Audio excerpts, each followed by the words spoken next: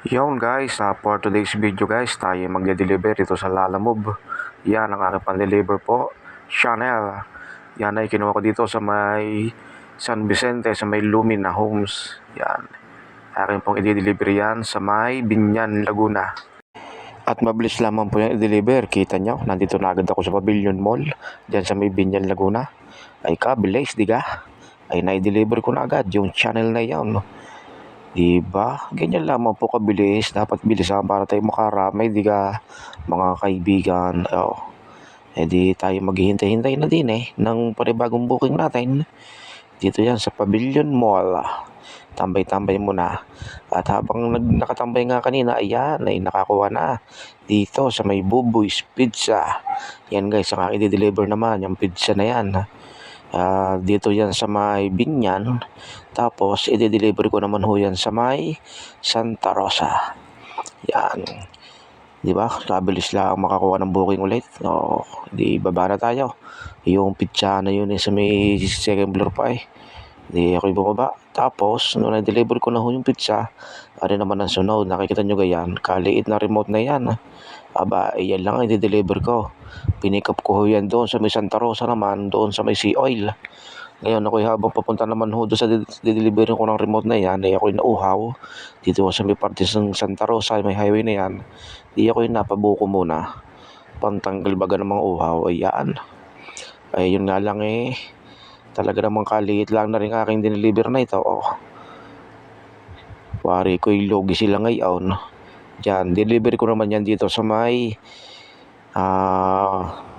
Mayapa. Yan, Sea Oil Mayapa naman. Yun, binigyan na ako ng 118 pesos yan.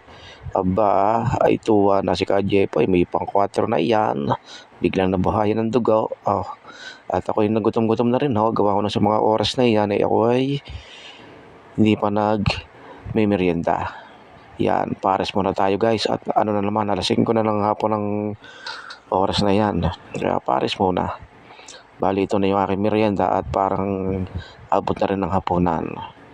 Ay masarap din yung ang pares yan. Diyan ho sa may Pasiano. Diyan ako nagpares. Yan. Maganda rin naman ho ang pares diyan. Talagang magandang pagkakalapot din. Tama-tama lang at masarap din ang lasa. Yan guys. Kain mo na, kain. Diba? First bite. Yummy. Sa totoo lang na-miss ko mag-vlog. Tagal-tagal din ako hindi nakapag-post ng vlog.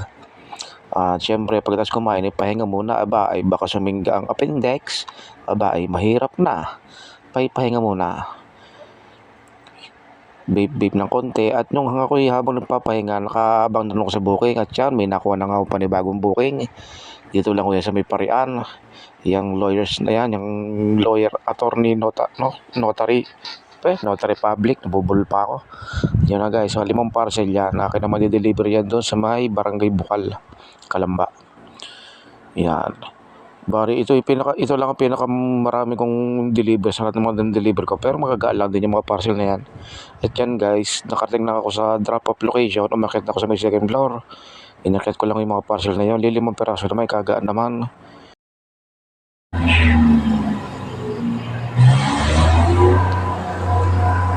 Yeah, baby Mio. So yun guys, last booking ko na yan. Uwi na po muna kami. Pahinga muna kami ng aking si Baby Mio.